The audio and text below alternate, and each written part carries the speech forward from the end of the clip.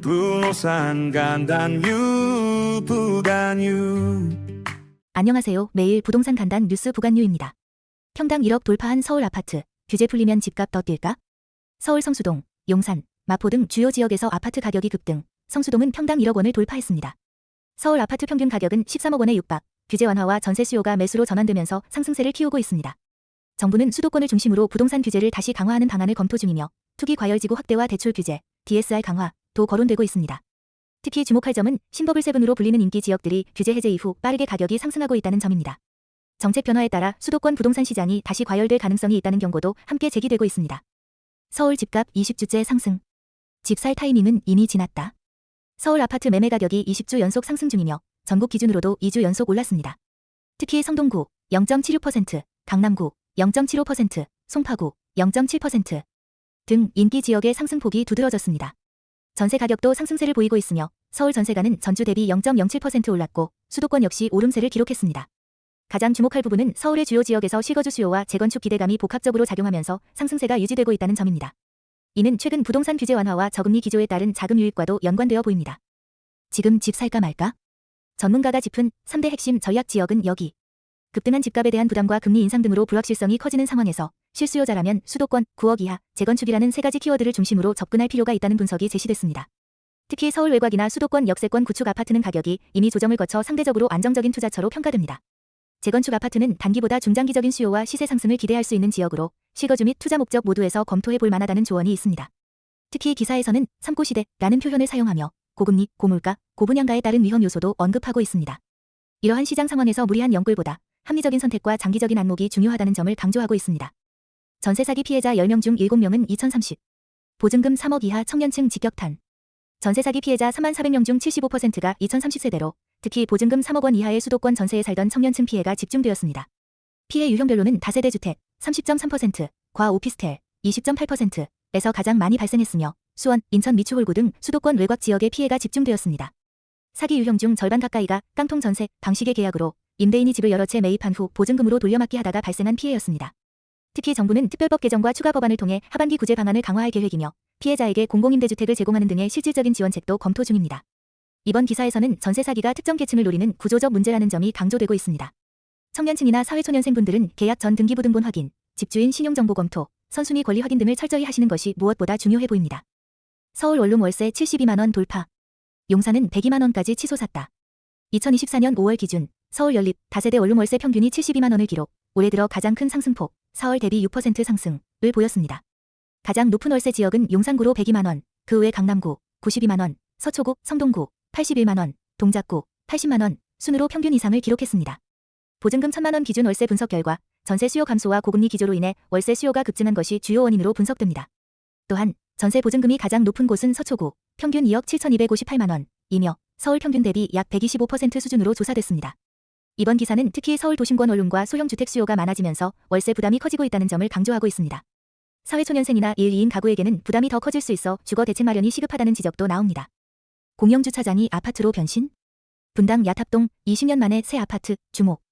성남시가 주도하고 금호건설이 시공한 분당 아테라 아파트 242가구가 20년 만에 분당 야탑동에 새로 들어섰으며 공영주차장 부지를 활용한 공공분양주택이라는 점이 특징입니다.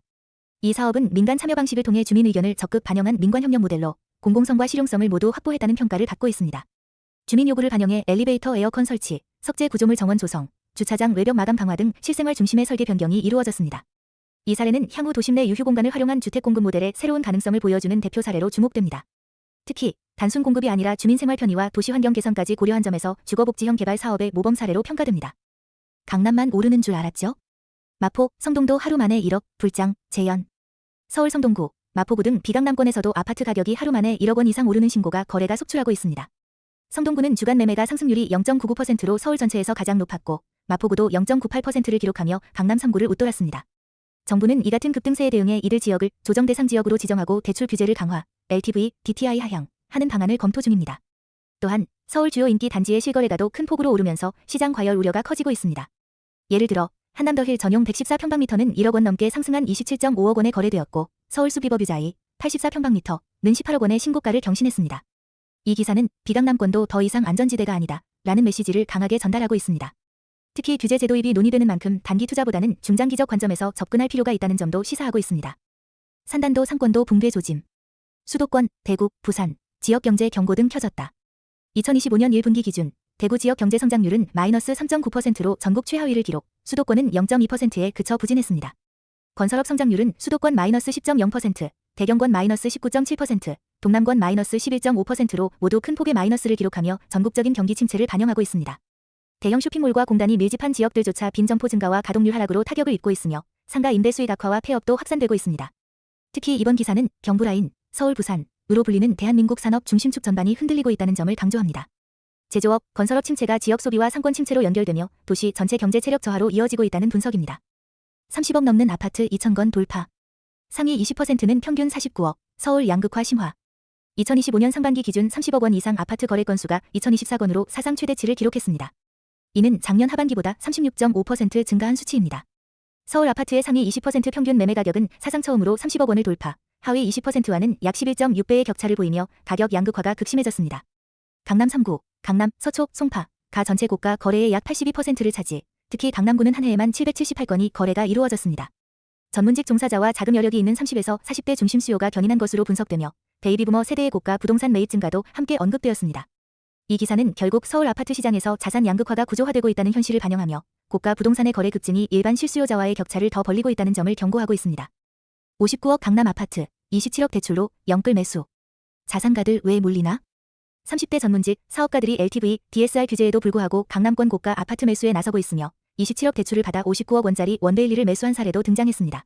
강남 3구와 용산구에서 고가 주택 거래 비중이 1년 새 36%에서 50% 이상으로 증가, 서울 전체 시장에서도 이들 지역 중심의 가격 상승이 뚜렷합니다.